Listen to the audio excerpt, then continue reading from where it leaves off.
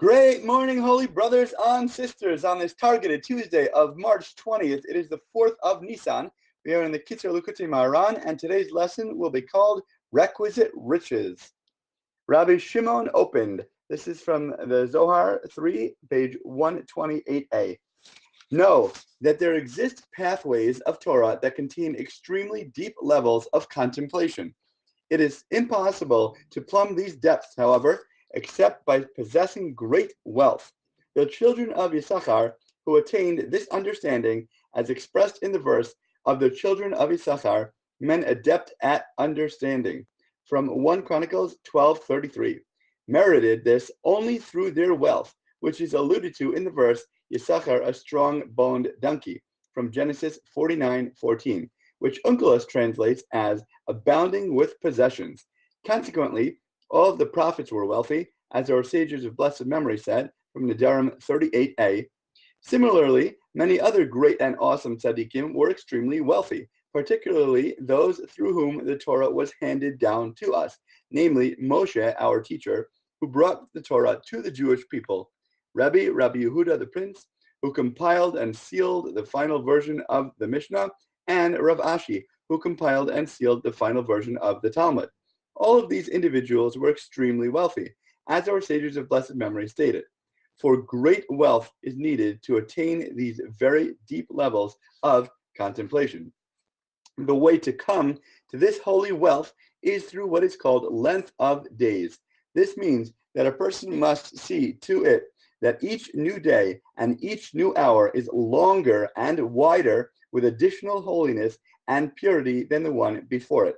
For at its inception, every day for every person is narrow. That is to say, at the start of the day, the spiritual work for a person must do for that day is extremely onerous and difficult for him. Therefore, a person requires enormous inner strength and determination each and every day not to fall to discouragement when he sees the great weight of the service he must perform every day. Rather, he must fortify himself as much as possible each day to make a start from amidst the great constriction, oppression, and heaviness that he feels. Subsequently, he must increase and progress in his service of God and should see to it that each successive hour is larger and wider with additional holiness than the one before it. Similarly, he must see to it that each successive day of his life is larger and wider with additional holiness than the one before it. And he should continue on this fashion throughout his life. This is the essential meaning of length of days, through which a person merits holy wealth. This is also the interpretation of the verse, Avraham was old, advanced in his days, from Genesis 24:1, meaning that he possessed length of days, and as a result, and God blessed Abraham with everything, meaning this holy wealth. Of course, we wake up each morning and we think there's so much to do and there's so little time, and the day goes by and hours and minutes and seconds slip away from us. There is so much potential wasting of time, but we have to try to maximize and capitalize on every single moment to infuse it with holiness and meaning and make sure that it counts so we can draw everything out to do everything we can in the potential that we're given. Through the fear of God, the awareness of God's awesome presence, a person thereby merits length of days. As it is written, fear of God adds to one's days. Proverbs 10:27. In other words, this awareness of God brings additional holiness to each and every day, and consequently, a person's days are lengthened and widened. So make sure that whatever we're doing, we're trying to recognize God throughout. He is constantly sending us messages all the time.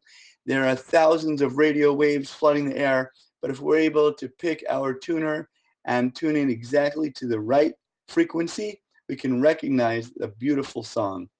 So make sure we keep aware and make our days extremely importantly filled and maximized and widened and enlarged to the greatest possibility that we can. Thank you so much for learning together as always. If you like the lesson, please feel free to like, to comment, and to borrow. And please God, we will learn again together tomorrow.